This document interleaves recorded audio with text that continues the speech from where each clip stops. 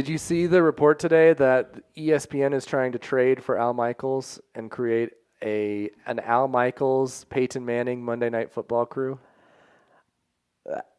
I didn't hear that, nor did I know that you can trade Well, so broadcasters. Al like Michaels that. actually got traded to NBC one time for Oswald the Lucky Rabbit, who was Walt Disney's first creation, whose rights NBC ended up getting a hold of. Like, over the years, Walt Disney lost the rights to Oswald the Lucky Rabbit and then created Mickey Mouse because he could no longer use Oswald the Rabbit. And, like, 80 years later, Al Michaels got traded for Oswald. Wow. That's wow on that story, but then perhaps a bigger wow on the fact that you have such better random information in your head than I have floating. That's an amazing nugget that I hope you use in trivia one day. If you could trade anyone at ESPN for Al Michaels, or what package would you create? So here's what I would do if I was ESPN.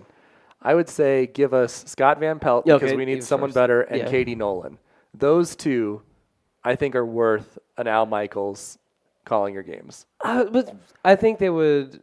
I don't think they'll give up vastly underutilize Katie Nolan, and then I would just feel that Scott Van Pelt would end up on like Good Morning America doing very much not sports things. Yeah, I don't think he'd agree to it. Maybe, I mean, they could bolster their hockey coverage. They could get like Butchagras, who's like a big hockey guy. Oh yeah. There isn't like a good talent trade here, I don't feel like. No. ESPN is by default the broadcaster for a lot of things, but like they don't touch like a CBS broadcast or even a Fox broadcast sometimes. And they certainly don't touch a TNT Inside the NBA broadcast. Pretty lukewarm. And I don't see Katie Nolan enough. Like, she should be on the mid-afternoon sports bar television show circuit. Like, they've been using her a lot on Facebook Live now, which has been great. Or just Facebook stuff. Today it was, who would be your fighter at a piggyback race? Like, who would you pick? And she picked Usain Bolt, which is great.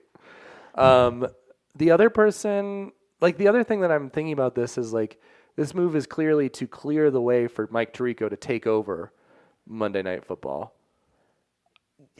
Or Sunday Night Football, because that's always sort of been the thing, because Tirico left ESPN. Mm-hmm. So you move Al Michaels over to Monday Night Football. I guess you don't need as big of a high-profile person if that's like what your strategy is, but like it feels like you need somebody.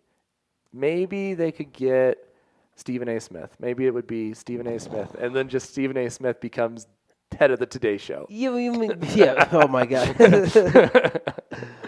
No, Stephen A. Smith, I think he is definitely the strongest buoy keeping ESPN afloat, just on personality alone. Yeah. Like, he's had a great villain character arc from like middle of the road to then being the most hated to the point that like people have to respect him just because he's so loud and talks so much, but it stays consistent and it brings people's attention. And he does like 7 hours a day or something, because apparently he has a radio show after his TV show. Oh yeah, God bless the hustle, man.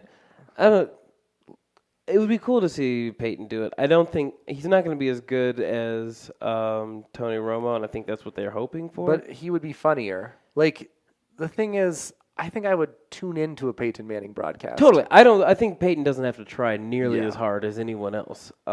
He could just do his nationwide commercials. That could just be the whole broadcast. Oh, totally. That would be entertaining enough for me. He can shoehorn any product placement into his commentary. That could just be. And I think Al Michaels would have fun with him.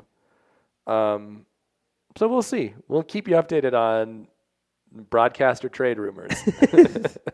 Okay, everyone wash your hands. Don't touch your face. We'll be back next week. Just touched my face. Oh, my God. I'm Derek. I'm Quinn. See ya.